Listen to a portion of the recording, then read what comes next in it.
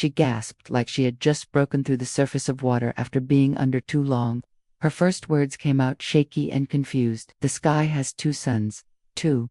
And my hands are wrong. They're not human hands. The shift had been instant. One moment, she was settling into the chair, nervous and fidgeting with her rings. The next, her entire body went completely still, not relaxed, still, like she had been frozen mid-breath.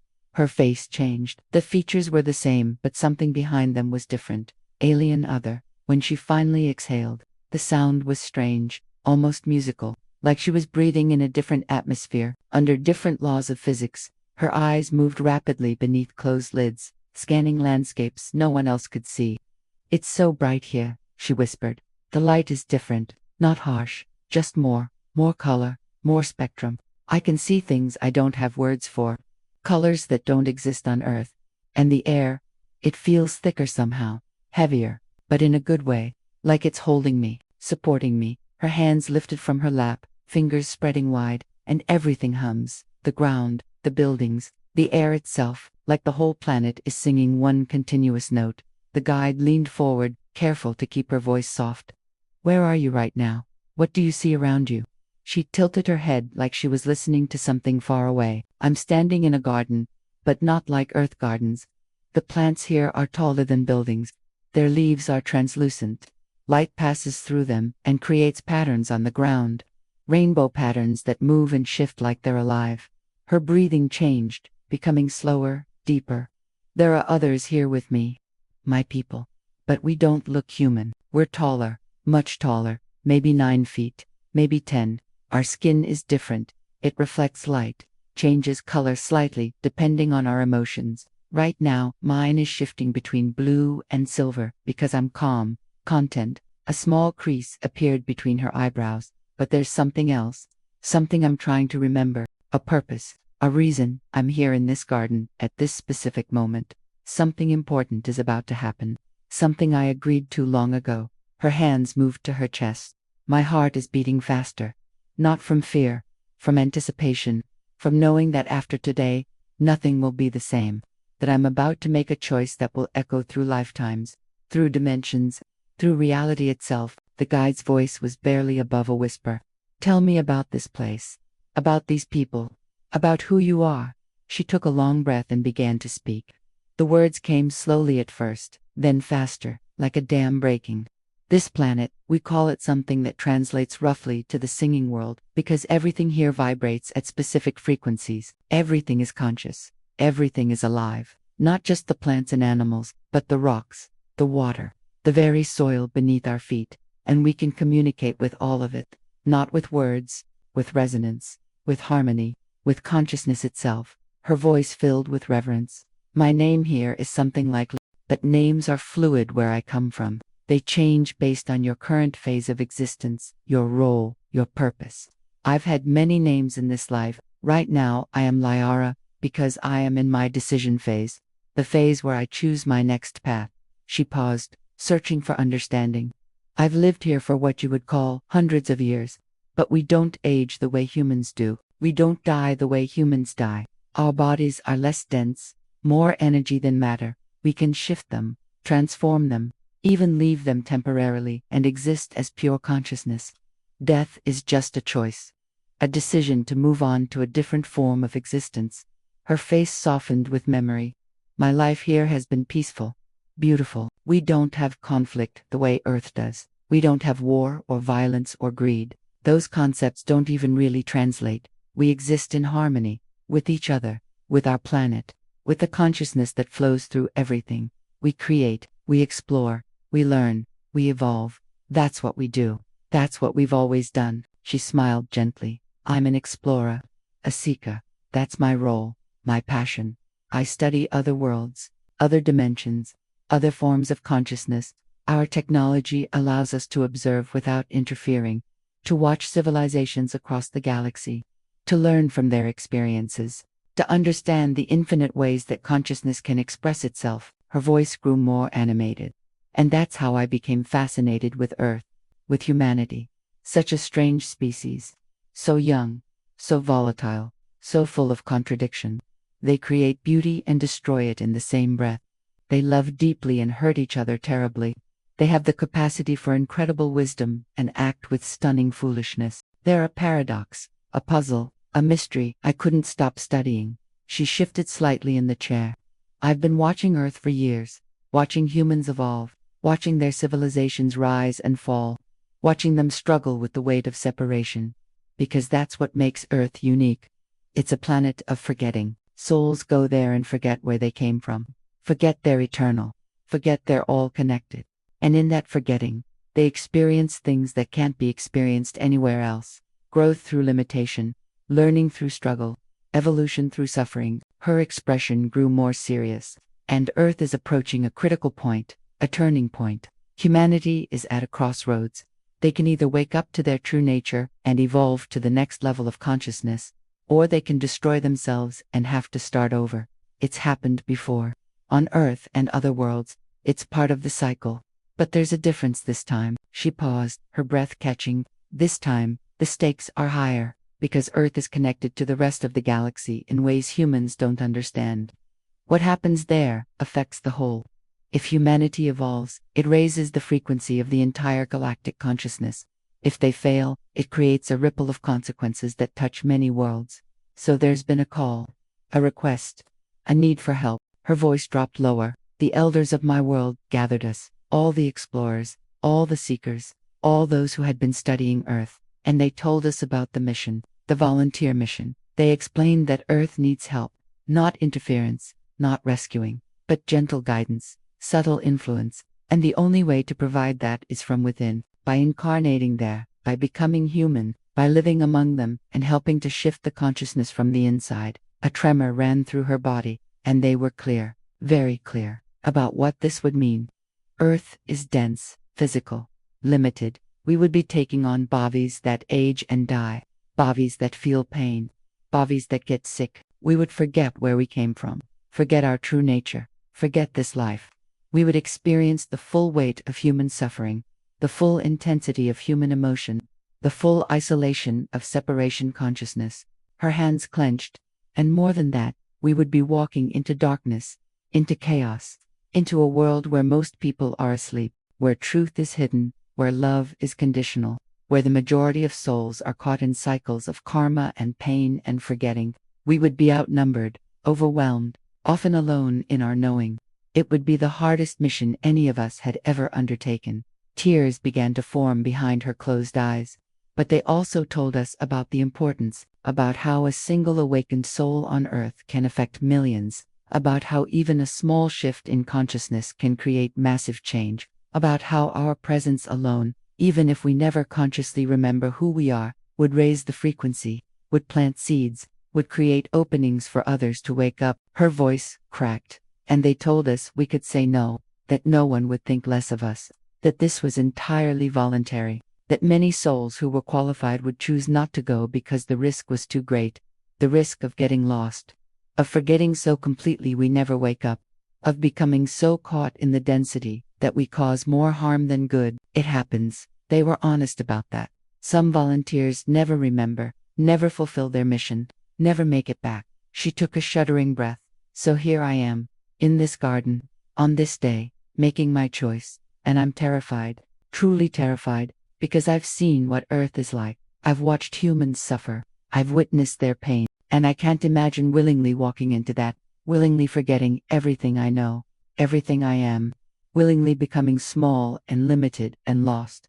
Her face contorted with emotion, but I also can't say no, because I've fallen in love with them, with humanity, with their resilience, their courage, their ridiculous, beautiful, heartbreaking refusal to give up even when everything is against them.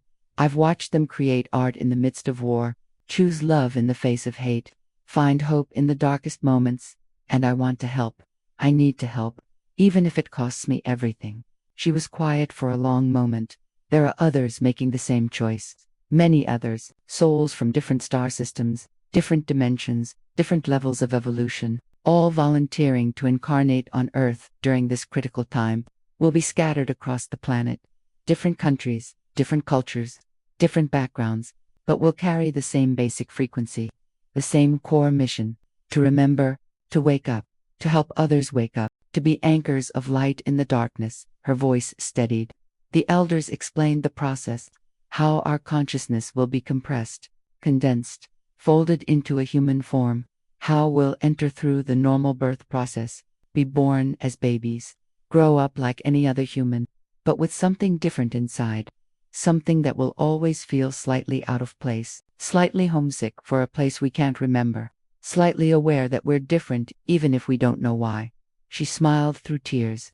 They tell us we'll leave breadcrumbs for ourselves, soul markers, deep memories that will surface at the right time, dreams of stars and other worlds, unexplained knowledge, sudden moments of knowing, synchronicities that guide us back to our purpose. We won't be completely lost. Our higher selves will watch over our human selves, send signs, create opportunities, try to wake us up when the timing is right. Her breathing deepened. And they tell us about the others we'll meet, soul family, other volunteers. We'll recognize each other on some level, feel drawn to each other, form communities, support networks, relationships that will help us remember. Not everyone we meet will be a volunteer. Some will be earth souls who are native to the planet, ancient souls who have incarnated there many times and are ready to ascend. We'll work together, all of us, each playing our role in the Great Awakening. She paused, her expression distant. The moment comes, the final moment of decision. Do I go or do I stay? Do I volunteer for this mission or remain here in paradise? My friends are here, my community, my family, the life I know, the peace I've always lived in, everything that's safe and comfortable and easy. All I have to do is say no and I can keep all of it. Her voice dropped to a whisper. But I can't. I physically cannot say no, because I know.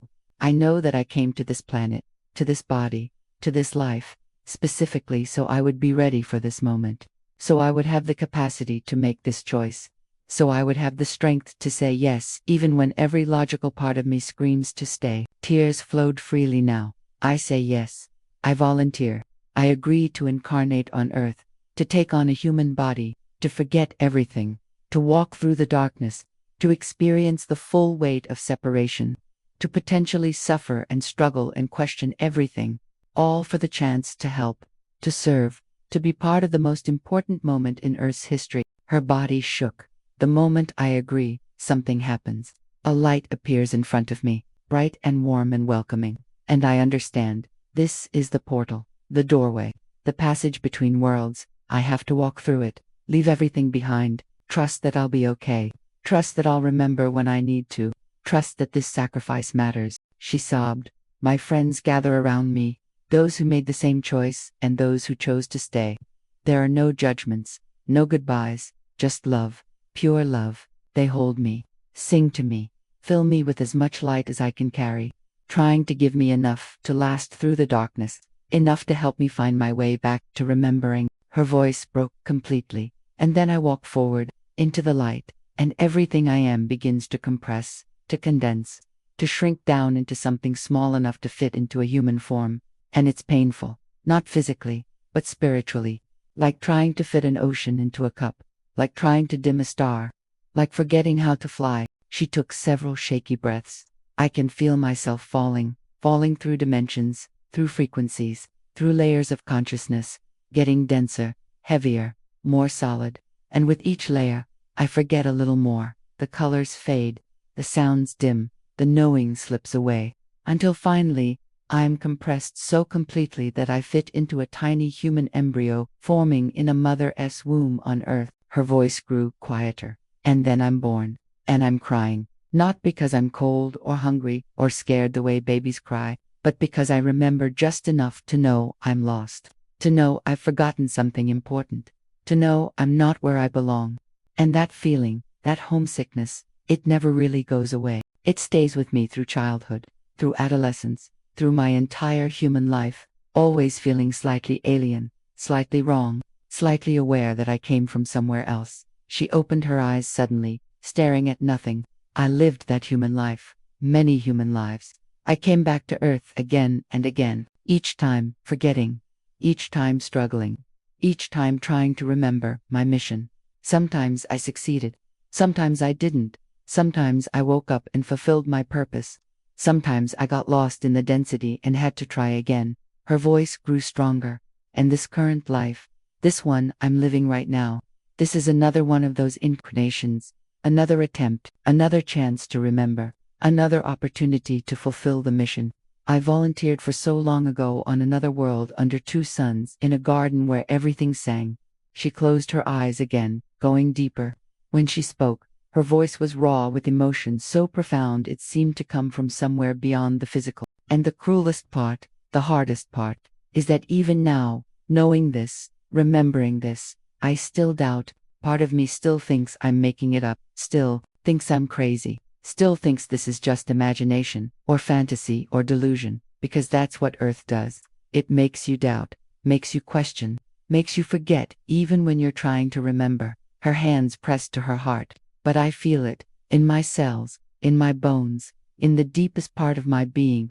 I know this is true. I know I'm not from here. I know I volunteered. I know I came to help. And the homesickness I've felt my entire life, the sense of not belonging, the longing for a home I can't name, it all makes sense now. I'm not broken. I'm not defective. I'm not wrong. I'm just far from home. So far from home, she sobbed freely. And I'm tired. So tired. Earth is heavy. Human bodies are heavy. Separation consciousness is heavy.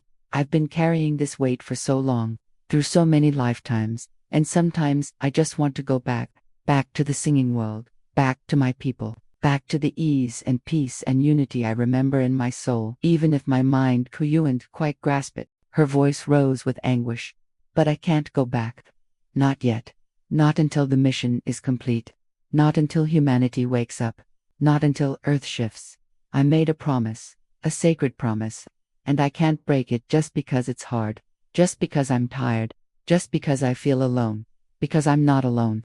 There are thousands of us here, millions maybe, all volunteers, all from other worlds, all feeling the same homesickness, all carrying the same mission, all trying to remember who we are and why we came. Tears streamed down her face.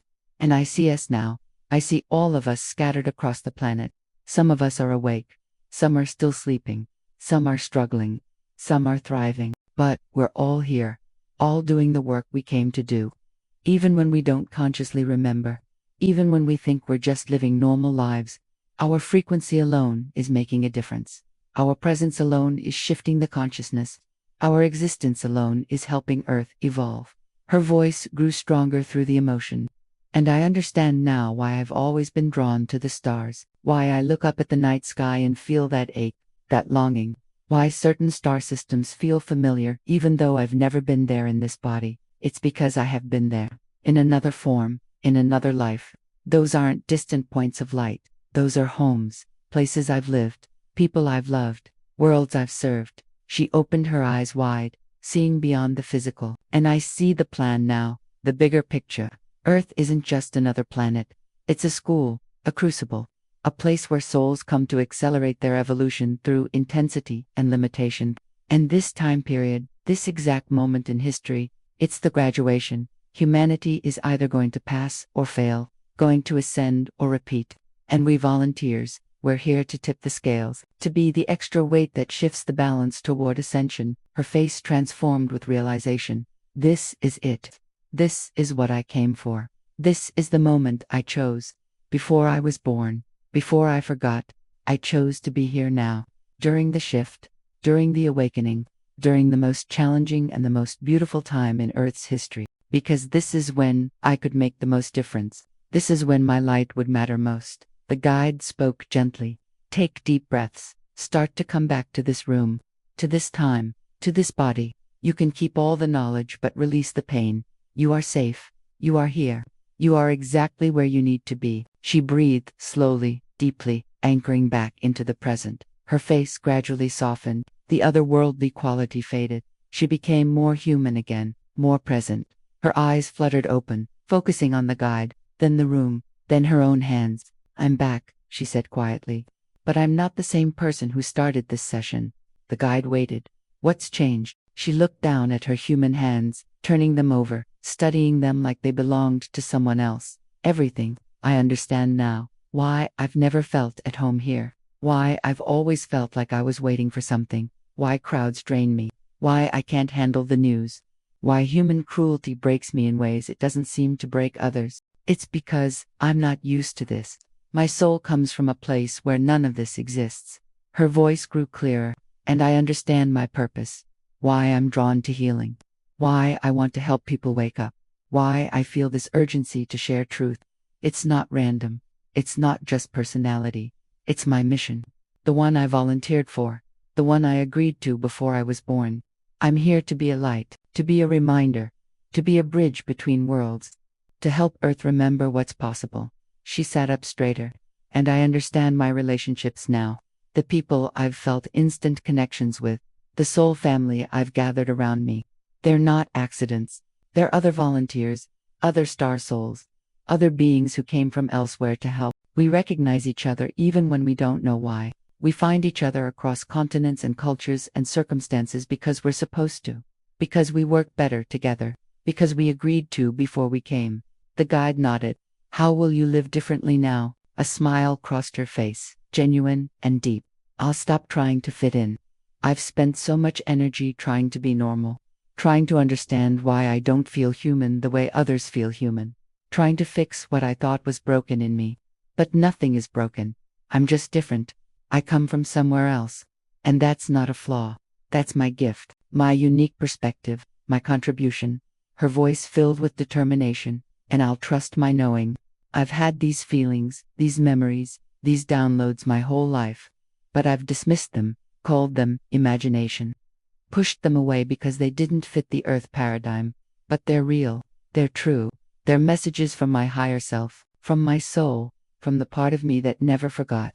And I need to listen, need to trust, need to act on what I know even when it doesn't make logical sense. She looked directly at the guide, and I'll find the others.